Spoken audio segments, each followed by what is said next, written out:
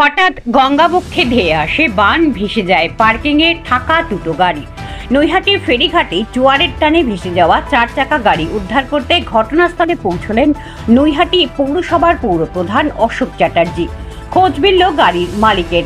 জানা যায় তারা কলকাতা থেকে বড়মার মন্দিরে পুজো দিতে এসেছিলেন আর এই নৈহাটি ফেরিঘাটে গাড়ি পার্কিং করে রেখেছিলেন, কিন্তু কে জানে এই বিপত্তি ঘটবে।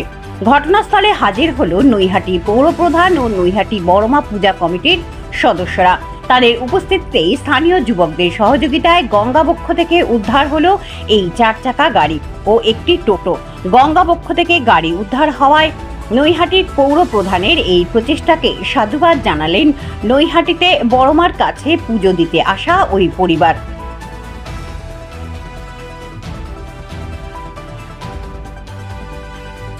ব্যুরো রিপোর্ট, আমার বাংলা নিউজ। আমার এখানে দুর্গাপুজো, কালী পুজো নিরঞ্জন হয়, ভাষা নয়।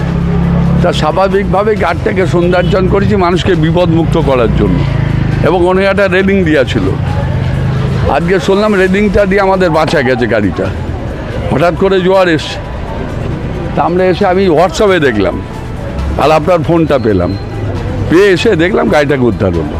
এই যে সৌন্দর্যায়ন করেছেন নৈহাটি ফেরিঘাটের এখানে কিন্তু অসংখ্য মানুষ যেরকম সকাল থেকে রাত্রি অবধি একটু অবসর সময় মেটাতে আসে, সেরকম কিন্তু গাড়িও কিন্তু এখানে প্রচুর পার্কিং হয়। এই পার্কিংয়ের বিষয়ে কি পৌরসভা কোনো পদক্ষেপ নেবে? পার্কিংয়ের বিষয়ে ভবিষ্যতে আমরা চিন্তা করছি, পার্কিংটা দায়িত্ব নিয়ে নিজেরা করা যায় কিনা।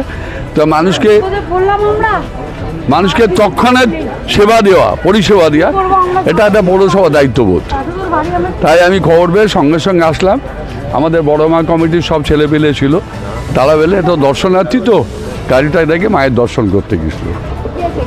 আমরা গড়িয়ার, মানে এটা হচ্ছে তোমার শিয়ালদা ছাড়িয়ে এই বড়মার মন্দির এখানে এই প্রথম আমরা জীবনে আসলাম। এবার এসে আমরা তো এসব বিষয়ে জানি না যে এখানে এরকম জল ঘটনা ঘটার, এই অপ্রীতিকর ঘটনার শোনা মাত্রই পৌর প্রধান এসে হাজির, বড়মা কমিটির সব সদস্যরা এসে হাজির, গাড়ি উদ্ধার করলেন।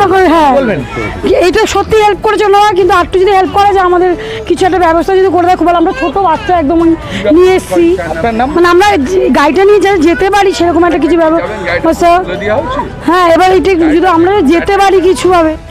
হ্যাঁ, যথেষ্ট আমাদের হেল্প করেছে, যথেষ্ট ভালোভাবে হেল্প করেছে, যাতে গাড়ি তুলে দেওয়ার ব্যাপারেও হেল্প করেছে, এমনিও হেল্প করেছে। আমরা গড়িয়া থেকে এসেছি বড়মার মন্দিরে পুজো দিতে। আমরা জানতাম না যে এরকম সিস্টেম এরকম হয়ে যায়, জোয়ার পর ওঠে।